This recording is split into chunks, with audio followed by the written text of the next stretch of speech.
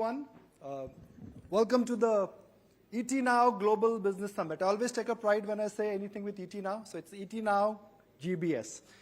Now my guest, Ray Dalio, I would say my colleagues Avan and Vikram, well, they've not introduced the real fact, which is that Mr. Dalio has made, as a practitioner, as somebody who's a historian, but is also a practitioner, highest amount of wealth ever for his clients.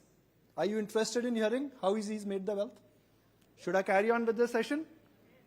Highest amount of wealth ever been made by a hedge fund manager for his clients. Mr. Dalio, I guess that's a powerful introduction, right? So glad to be here. It's such a pleasure, Mr. Dalio, to have you on ET Now GBS. Mr. Dalio, you always look at world, sir, based on 5 factors: economy and credit, internal peace and conflict, external issues between countries, climate change, and technology. If you have to look at the mechanics of the world, rather than giving our audience a fish to eat, if they have to catch the trick, how to catch the next fish, how would you put your thoughts into play and explain some of these pointers? The number one being, sir, economy and credit. Thank you for asking me, and thank you for having me there today. Yes, you're right. My goal is to explain the mechanics of this, and then we can reflect on what's happening. As you say, I'm a practical investor who has to make macroeconomic investment decisions every day. And I learned in my life that many things that surprised me didn't happen in my lifetime, but happened many times in history. So there were 3 big forces that drew my attention to study history over the last 500 years, and then I discovered the other 2 of the 5. But the first is to understand the mechanics of credit, money, debt, and economics. In other words, credit gives buying power. Credit also creates debt. Debt has to be paid back. That debt has to be paid back with hard money or soft money because they print more money. If that debt goes to create productivity, it raises living standards and it's successful. And so that dynamic has happened, but in a most important way in the United States, which is the world's treasury market that the interest rates all around the world are operating by, produced an enormous amount of credit and debt, and are continuing to produce an enormous amount of credit and debt that is having an effect on the interest rates and the money markets and the economy, which we will go into in a second. That very much relates to the internal political issues. So when we talk about internal, we're dealing with conflict internally. It's particularly important in the United States, but it exists in every country. That internal populism has emerged, particularly in the United States, in which there is a populist, meaning almost an extremist of the left and an extremist of the right, that have irreconcilable differences. And we're going to have not only an election, but a risk of unacceptable conflict in that political situation and the social situation that exists in varying degrees in different countries, but particularly in the United States, most importantly. Right. And then, of course, there's the third influence, which is the change in the global world order, the relative power of countries, and how the system works. In 1945, we created the world order that we're in. The way these world orders develop is there's a great war, and then the dominant power and powers decide how that works. And then there's a system. The reason that the United Nations is in New York and the World Bank and IMF are in Washington, D.C. is because of that dominant power. And that world shift is taking place, and India, of course, is right in the middle of that. That dynamic operating with the financial and the internal conflict creates a classic dynamic that we've seen repeat over time. And number four is droughts, floods, and pandemics, acts of nature, have caused more deaths and have caused more falls of governance systems, of orders, than any of the other ones. And we see that with climate change and the costs of climate change, just the financial costs of climate change, that's a big consideration.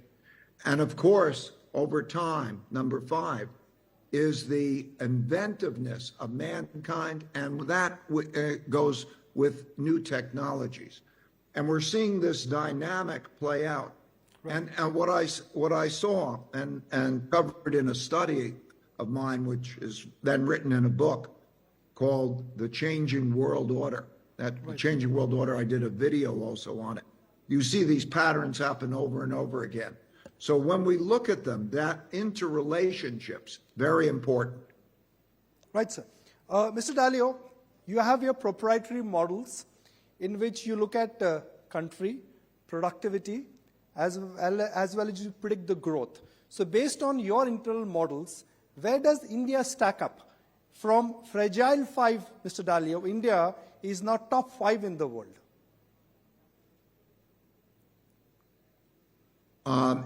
In my book, and again called The Changing World Order, we use statistics that go back for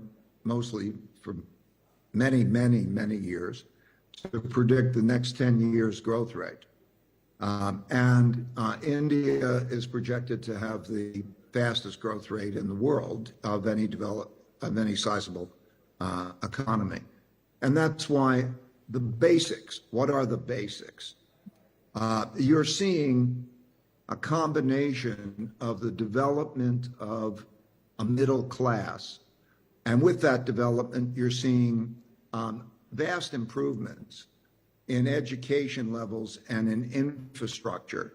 And with those, you're also seeing capital formation, which enables that combination of education, efficiency, improved efficiency, and with that capital formation creates the opportunity of people to be very productive.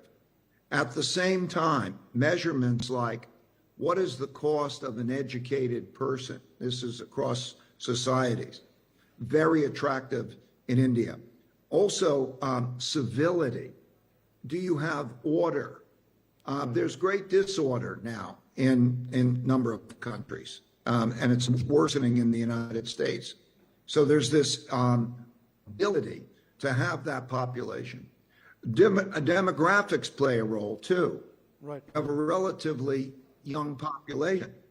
And so another factor is always key, and that is to be to be neutral, or to be not in the midst of conflicts, such as the conflicts that exist between the United States and China.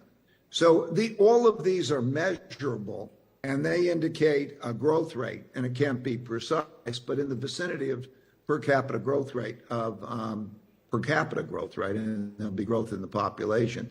It'll be somewhere in the vicinity of 6.5%, give or take a little bit, and that will be the strongest in the industry, the large economies. Right. Mr. Dalio, in your book, you always refer to history as a benchmark, which is that there was a time in the world when guilder was the reserve currency in the world. Then that moved to franc, to the Great Britain pound, now dollar.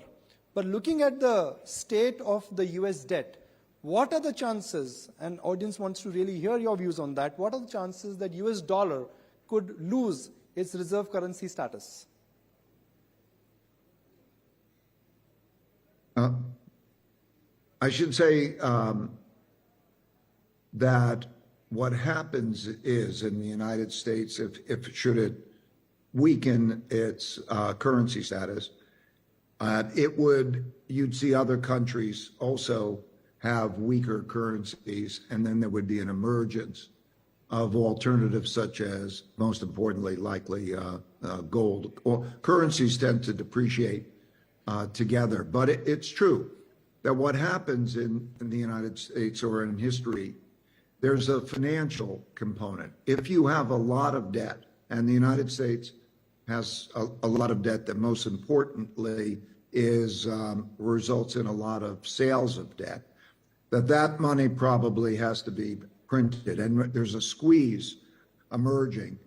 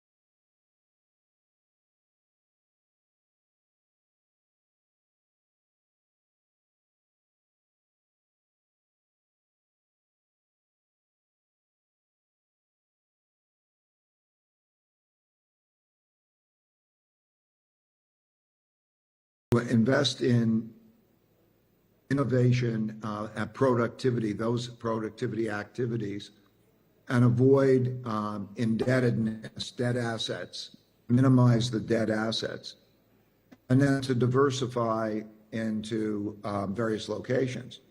I would say that no one country should be, no one asset class, no one country, no one currency should be concentrated in because of the nature of that. So look at those good places and then look for good leadership. I must say that your leadership, particularly Prime Minister Modi's leadership and the stability and the support, the broad level of support, is a very important thing. So the three things I look at are, first, is the country, if I'm looking at a country, but it's true for businesses as well. Do they earn more than they spend? Are the financials good?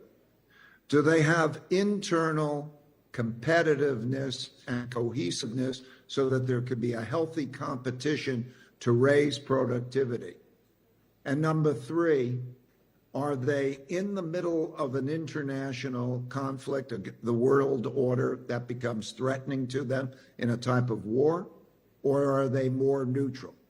Those environments in which they have their sound finances, productivity with people working together in a civil way, and those minimizations of the risks of international conflict are the fundamentals that I look for. Mr. Dalio, you're bullish on India. Fundamentally, it's the good place to be in. Growth is enviable in the world.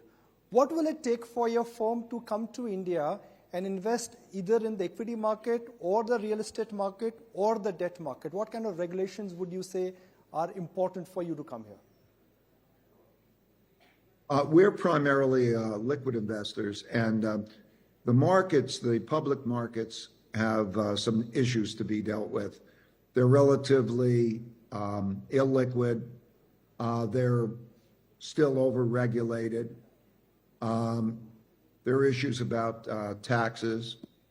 There are concerns about capital controls. And as a result, foreign investment in your government bond market, for example, is only 1% of the bond market. In terms of corporate bond markets, only 2%. That results, by the way, in interest rates being higher than they ordinarily would be if it was more open.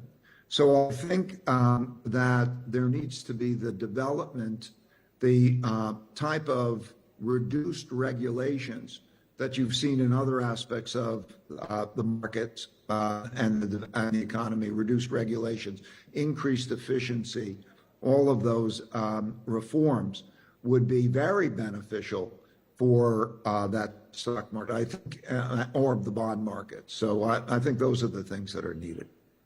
So I have time to ask one more last question, and I'm sure audience is ready for this last final question. Is Ray Dalio ready?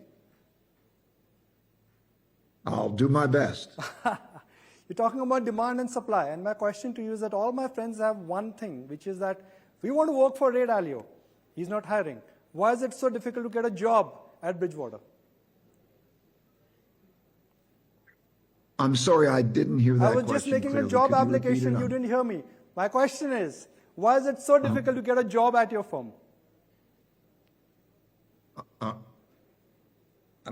You broke up again where the connection Really? isn't so good. Could you? Really? I apologize.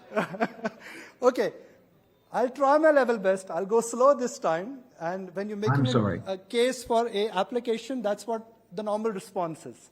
So audience, don't be surprised. Why is it difficult to get a job at Bridgewater? Why is it so difficult?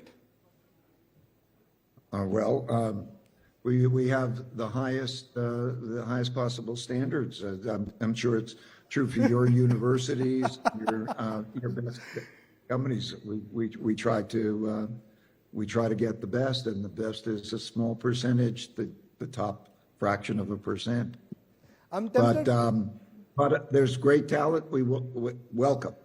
I'm tempted to share a secret. Are you guys ready for a secret of Ray Dalio? Ray Dalio meditates every day. Ray Dalio believes in the power of meditation. And Ray Dalio, I would encourage you to share your experience about meditation.